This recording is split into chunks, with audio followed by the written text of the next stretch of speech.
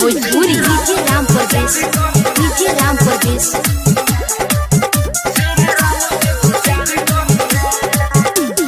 जे हमारा मौलिया से प्यार करी है वो, जे हमारा मौलिया से प्यार करी है, हनुमान जी विचार करी है, श्री राम जी विचार करी है, हनुमान जी विचार करी है, श्री राम जी विचार करी है।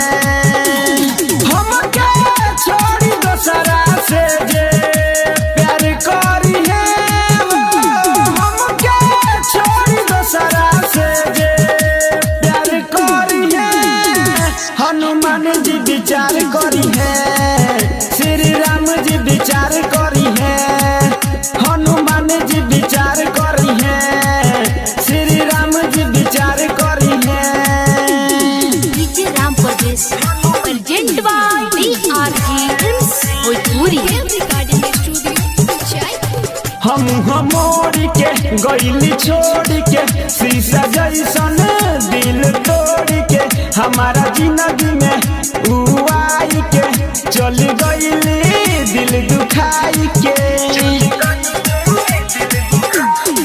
हम मोड़ के गईली छोड़ के शीशा जैसन दिल तोड़ के, हमारा जिंदगी में ऊ आई के चल गईली दिल दुखाई के।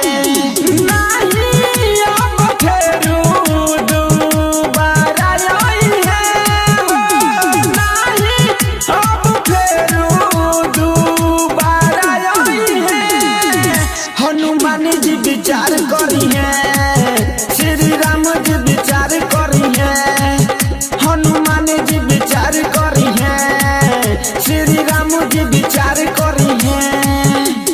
Present by DRG Bhojpuri DJ Ram Pardesh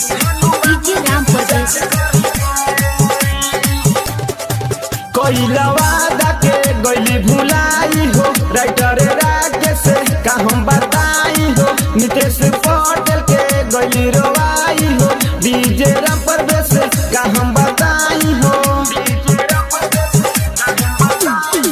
कोई लवादा के गईली भुलाई हो, राइटर राकेश का हम बताई हो, नितेश पटेल के गईली रोवाई हो, डीजे राम परदेश का हम बताई हो।